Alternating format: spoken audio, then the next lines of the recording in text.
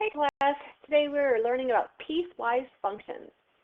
And if you read along here, it says it's defined by at least two equations, each of which applies to a different part of the function. So, absolute value of function of x equals absolute, f of x equals absolute value of x, and you can plug in different situations. Another example is given by this example here below.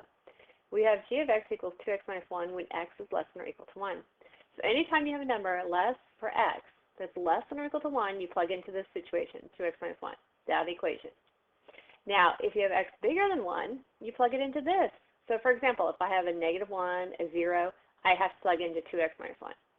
If I have like 3, 4, 5, I have to plug into this graph, or function. And then we would graph it. Let's take a look at what that actually looks like. Here we go. Evaluate this function. So g of x equals these two different situations. Now, if x is less than or equal to 1, you have to use this equation up here. If x is bigger than 1, you use this equation. Now, it says evaluate it when x is 1. So which situation or function do we need to use if x is 1? Well, this one has equals to 1, so we have to plug it in here. So you plug a 1 in here. And so once you plug that 1 in, let's take a look.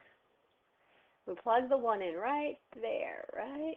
So we go 2 times 1 is 2, minus 1 is 1. So we plug in 1, and we happen to get a 1 out. Now, x equals 5. Place a 5 in right there because it says x, when x is bigger than 1, which 5 is, you have to use this function. So we do 3 times 5 is 15. 15 plus 1 is 16. So we plugged in a 5, and we got a 16 out. And that would be evaluating. All right, let's take a look at the next situation. This one's just to graph the function. So if we have to graph the function, and we'll have to plug in some different situations, or x values. For example, x is less than 1. Think of a number less than 1. How about 0? So I plug in a 0 right there. So I plug in a 0, and what do I get out? Well, 0 times that gets us to be a 0, plus 3 halves. Well, that would get me a 3 halves as my output, or my y value. Now let's find one more. How about if I put a, a 2. So half of 2 is 1.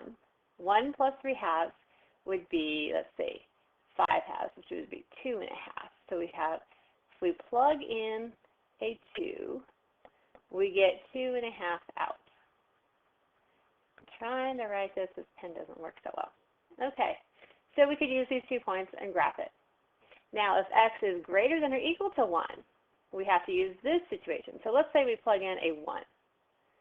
Plug in 1. Negative 1 plus 3 is 2. So we get 2. Let's plug in one more number bigger than 1. How about, 3. Negative 3 plus 3 is 0. So I put in a 3, but it turns out to be negative because it is negative 3 plus 3. The output is 0. So I could graph that. Now when I actually do that, I'll show you what the graph looks like. Look what happens.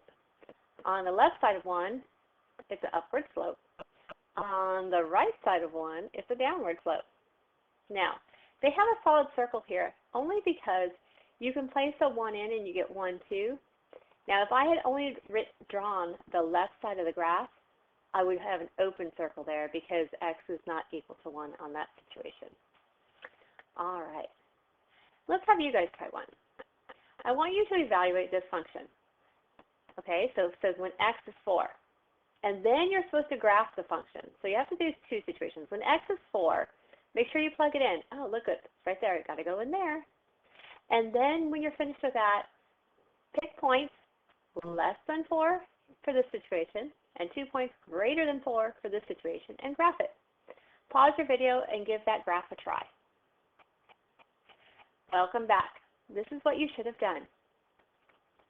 Now, when you plug that 4 in, and they don't have it written down here, but they should have. Let me grab that pen. Plug the 4 in here. 4 times 3 is 12. 12 minus 1 is 11. So 4, 11. They're counting by 2, so this is a really large graph. What we need to do is then pick numbers that are less than 4. Hold on a moment. I have a doggy barking. Sorry about that. My dog must have saw something out from the front window. All right, so what we have here is We have less than 4 and greater than 4. We pick some numbers below, and it creates this line. We put numbers above, place them into this function, and get this line here. All right, next up. And our last situation, this was kind of a unique one. It's kind of fun to draw. This is called a step. And if you see here, it says f of x equals 1 if it's between 0 and 1. So in other words, if you plug in a 1, let me grab my little pen. If f of x is 1, plug it in, you're going to get a 1. 2, we get 2, 2. And 3, you get 3, 3. And so what happens is when we actually graph this, it's kind of fun. Looks like a stair step. There we go.